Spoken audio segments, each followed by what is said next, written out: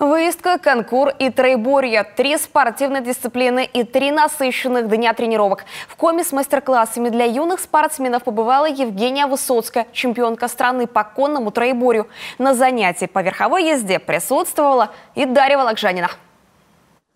Красота, грация и благородство. А еще упорный труд, физическая выносливость и постоянные тренировки. София занимается конным спортом уже более 5 лет. Со своей лошадкой Роганендой бок о бок уже 2 года. Напарницу наездница понимает, можно сказать, с полуслова. Роганенда скромна, застенчива, но обожает лакомство и ради него готова трудиться даже на манеже. Ей уже 16, по-моему, лет.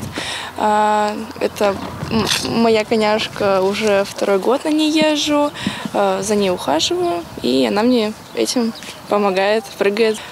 Кормлю, иногда покупаю какие-нибудь витаминки, если что-то со здоровьем. Также ноги, шея, если что-то болит.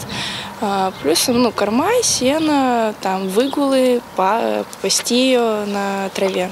Сегодня тренировка Софии Роганенды проходит под руководством опытного наставника. Многократной победительницы чемпионатов и Кубков России по троеборью, участницы чемпионата Европы и чемпионатов мира Евгении Высоцкой. В республику она приехала специально, чтобы поделиться богатым опытом с юными спортсменами. Уровень год от года растет. Я как бы приезжаю сюда иногда тренировать, девчонки меня зовут, да, я говорю, девчонки, мы вместе начинали, вот, приглашают, да, как бы, и занимаюсь. И я была 2 года назад, крайний раз, и могу сказать, что за это время уровень вырос.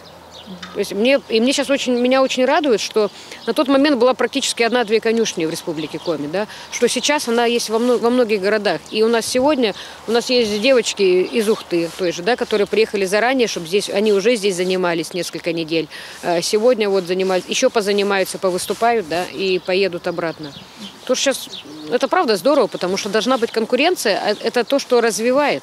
Евгения Высоцкая сама родом из Ухты. С самого детства знала, свою жизнь свяжет с животными. Впервые на лошадь села в 13 лет и почти сразу поймала свою первую рысь. Серьезно заниматься конным спортом стала после переезда в Сыктывкар. Тогда еще не знала, что будет стоять на вершине спортивных пьедесталов. Без малого 30 лет Евгения отдала конному спорту. От лошадей не отходит и сейчас. Ездит сама и тренирует детей. Сейчас мы ведем предварительную договоренность о том, что Евгения приедет к нам в сентябре. Она приедет к нам на более длительное время, то есть где-то от 5 дней до недели.